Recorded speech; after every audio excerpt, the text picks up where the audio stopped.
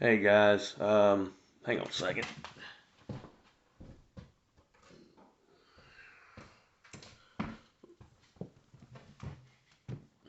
Use my new Bluetooth. I lost the other one somehow. Um, I've been meaning to get on here sooner and do some more of these parts. I broke my tripod the other day, or I broke a piece off of it. I had to order, couldn't find what I wanted, so I had to order one off Amazon, and it just got here today. So we'll do this until the kids get home from school. Um, Last time we were talking about me getting ready to drop out of high school and being in the assistant principal's office. She wanted to go over, what my life goals were, what my intentions were, what kind of career I was, looking at. I told her that I was considering commercial truck driving. She says, "Oh, well, they make good money." Yeah, okay. Uh, in the good old days, okay, they're cheated now, and they don't even realize it. I won't go into all that right this second. I'll probably do a series about how I got my uh, commercial driver's license for those of you that might be trying to seek that out. But right now, that's not what we need to discuss. So anyway, she left it. She pretty much left it at that, and um, at the end of the day, I turned that into the counselor's office, and the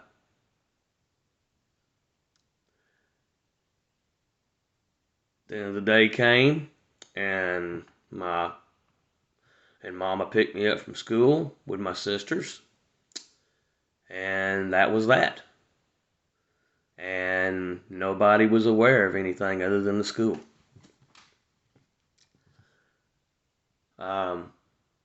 I think that was might have probably on a Friday too, if I'm not mistaken. I'd have to look it up on the calendar to know for a fact. But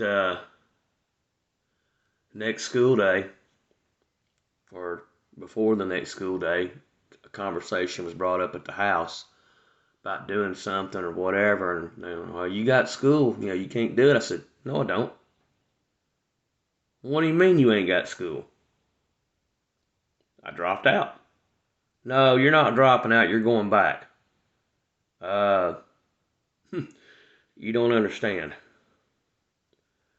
I withdrew myself from school. You can't do that. That's against the law. No, it's not. It is now. Okay? It is now. So the law has changed in Georgia. I don't know about Tennessee, but the law has changed in Georgia since. Okay? You can't do that without parental consent or uh, the counselor's consent either. Or there's meetings to be had with the counselor, school counselor, with your parents involved before you're allowed to do so. So don't misunderstand. This was back in '97. Okay, 17-year-old could legally withdraw themselves from high school without parental consent. Um, but yeah, that was the thing. Well, you're signing yourself back in. I said, no, I'm not. I'm considered technically an adult right now. A judge could appoint me as a legal adult right this second if there was good legal reason behind it. If I can join the military at 17, get waved in without my GED and take my GED test through the military, which that was something else I was looking into. I was looking into joining the Navy. I'd been in discussion with a naval recruiter that kept visiting the high school. I'd met with him several times. I was thinking about joining up, and getting my CDL through the Navy. But they weren't accepting dropouts right then. So apparently they weren't hard up enough for recruits just yet. Stand by, it happens. Well, they get hard up enough. So that made everything easier for Mom and Daddy. They worked out the details about they were gonna move. We were gonna move up here to the Chattanooga area because of Daddy's work. Brandy and Sherry convinced Mom and Daddy to let them stay there and finish out their junior high because they were in the 8th grade. Let them go and finish out the junior high year, and then they would have a fresh start at the high school up here, one of the high schools in our area. I moved up with them, stayed. We were working on, I think we had the apartment at the time. I think Daddy had found a 2-bedroom apartment so he could get out of that efficiency apartment. It was in Rossville, Georgia. Not Roswell, but Rossville. There's a difference. Roswell is an Atlanta area. Rossville is in the Chattanooga area on the Georgia side. So, moved up here, continually trying to look for work. We moved up here, I guess, in April, I think it was.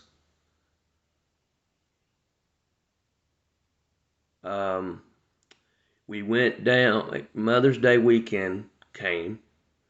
We went back to Manchester, Warm Springs, for Mother's Day weekend, so Mama could see my sisters. I stayed with some friends that I knew, and I think they stayed with some friends of the family too, or stayed with the people that my sisters were staying with. We went down on a Friday. Sunday afternoon, went to rush back up because he had work the next day. Daddy had work. And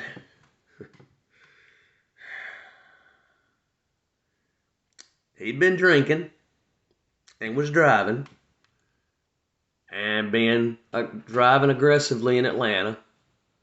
And there was a Marietta City cop sitting up on a bridge and got him with the radar gun, which I don't know how you can do that when they're driving away from you. Technically, that's illegal. They have to be coming at you. I know there are some radar detectors or whatever, that they have, like the ones in the back of their cars can do that. But this was a radar gun. You had to be coming at them. Okay? You had to be coming at them for them to be able to get you, or driving past them. That wasn't the case.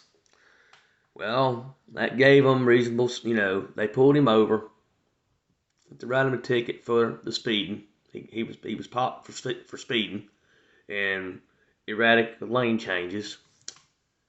And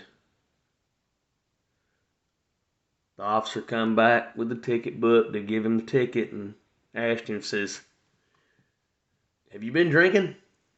He says, "No." He said, "You sure you haven't been drinking?" "How do I know this?" "Because I'm in the back seat. Mama's in the passenger side seat up front. So I had to witness this whole thing."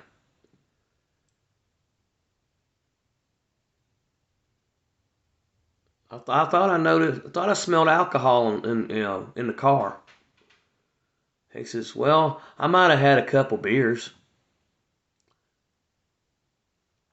"You mind stepping out of the car and submitting to a field sobriety test?" Sure. Well, later on we learned he wasn't required to do that. Of course, they would have still took him to jail, and later would have drawn blood, and depending on how long that would take him to do, depending on where his blood alcohol level would have been at the time in his system. So if they wait too long, his level could drop into the legal limit, and he couldn't have gotten charged. But that's neither here nor there. That's all a bunch of technicalities that I'm throwing out there. Anyway, he passed the test. He passed the field sobriety, and then they asked if he would do a breathalyzer. Okay, sure. Yeah.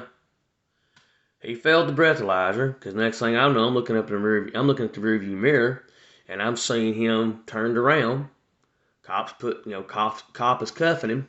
Looking back, and I'm going, shit. I said, this is great. I was like, why? What are you talking about? I says, Daddy's getting arrested. She says, no, he's not. I says, Mama, turn around and look back there. If you still deny it after you're seeing it before your eyes, you're dumber than you look. I love my mama, but she doesn't want to admit to anything, even when it's going on right in front of her. She was always in denial. So, cop put him, another cop come, put him in the back of his car. The arresting officer, told her what was going on. Asked her, you have your driver's license. I need to see them so I can see if you're legally able to drive. I've got to check your license. What do you got to check my license for? I'm not the one in trouble. It doesn't matter. You've now become the on-side adult. Your kid's in the back seat. How old's your son? Who is that? That's my son. That's your son? Yes. He said, well, who is he to him? He's both of our sons. Does he have it? How old is he? He's 16 or he's 17. Does he have a license? No, he has a driving permit. Okay, but as long as your license checks out, he can drive, and you ride. She says yes, but I'll drive because this isn't our car. Well, whose car is it? It belongs to the company.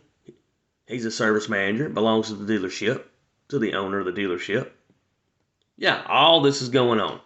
We weren't even driving our car. He was driving a company car, a demo car.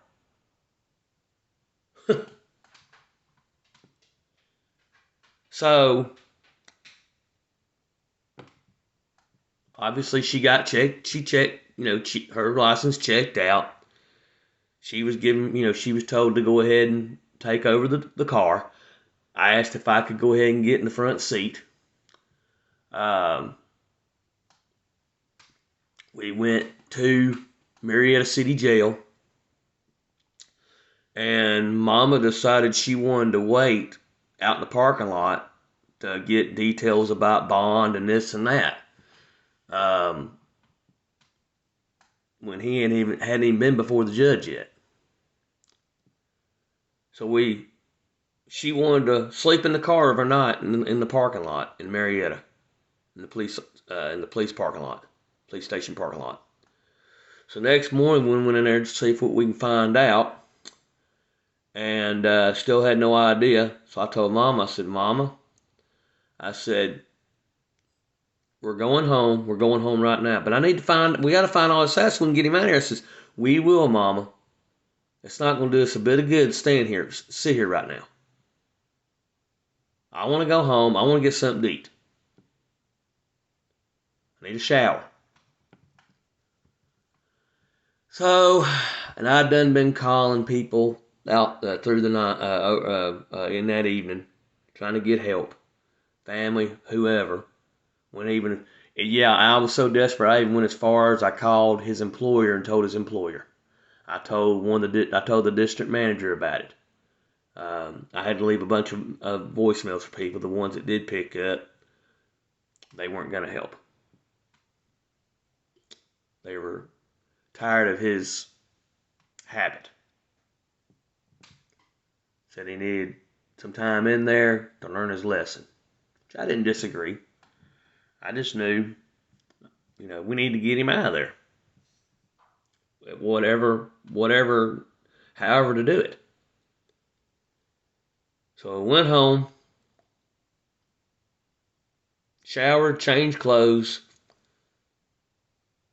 4 phone calls real quick, took off, and got back down there and tried to get details about bond and everything. Got all that figured out and what we needed to do. Called the bondsman. Found out what we needed to do with that. Come back home with the goal to get his check that he hadn't gotten yet. Was going to use that as much as what we could and request a loan from his work. Long story short, yeah, the shit hit the fan big time in all directions. They sent somebody from work with the bond money.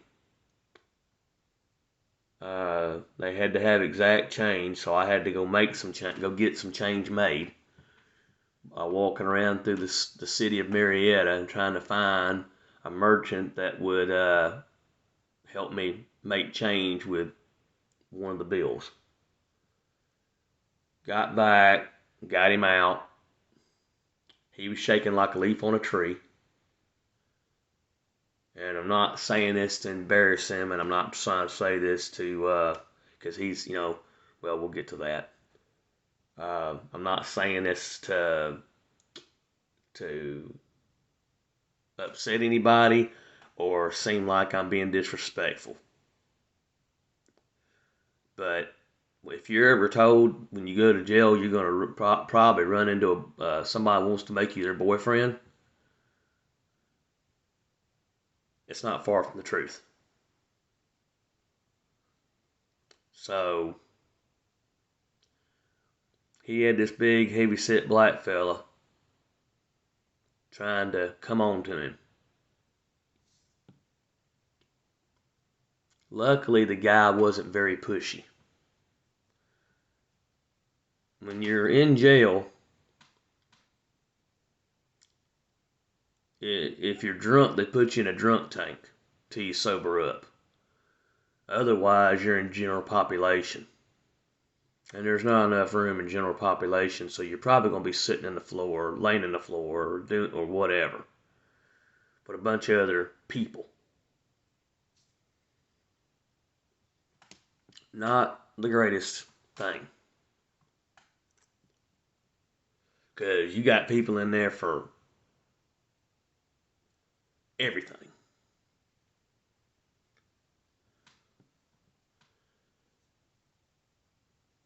Anyway, he got out. Started lighting one cigarette after another. He probably hadn't had one I think it was that was a Sunday. Couldn't find out from anything by the judge till Monday. So that was like Tuesday, Wednesday. Got him home. He eventually went to his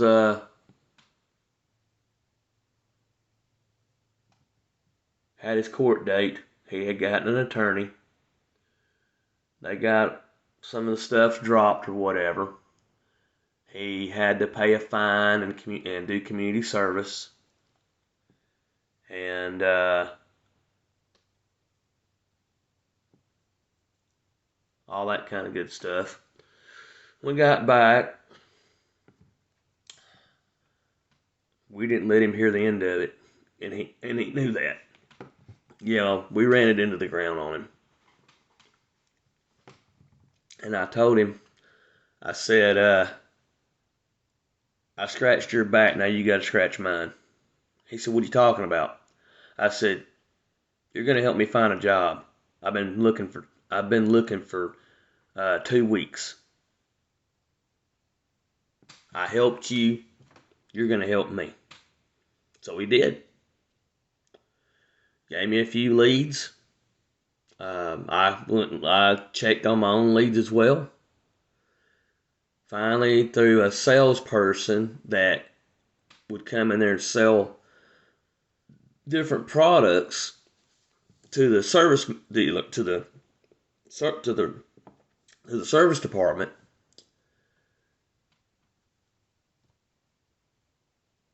they knew of somebody that was hiring, and that's where I got my first job, working for a company who's no longer in business anymore. They've been out of business, and both owners are dead and gone now. It was F&D Tool Service. It was a job on the parts counter. I dealt with walk-in customers, phone calls. Took in, they bring broke tools. I'd write them up. So they bring in small engine equipment. We worked on small engine stuff. Sold small engine stuff. Sold tools. I'd write the tools up to be repaired. Eventually got to where I was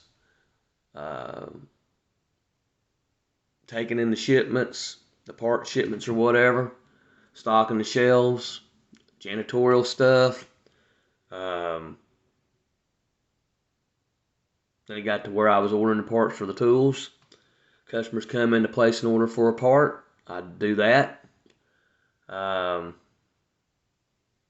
Eventually got to where I had a key to the place, because I'd get there before the rest of them would. I'd have coffee started in the morning. I pretty much, did about everything. Pretty much I was a gopher. I was a laborer. I did everything that they didn't want to do. Then eventually, because they started coming up, they started having a revolving door for technicians, and they offered to teach me how to work on power tools and do simple repairs like placing cords, switches, brushes. Eventually, I got to where some of them I would rebuild motors, electric motors, things like that. But as it stands right now, the kids just got home, and we will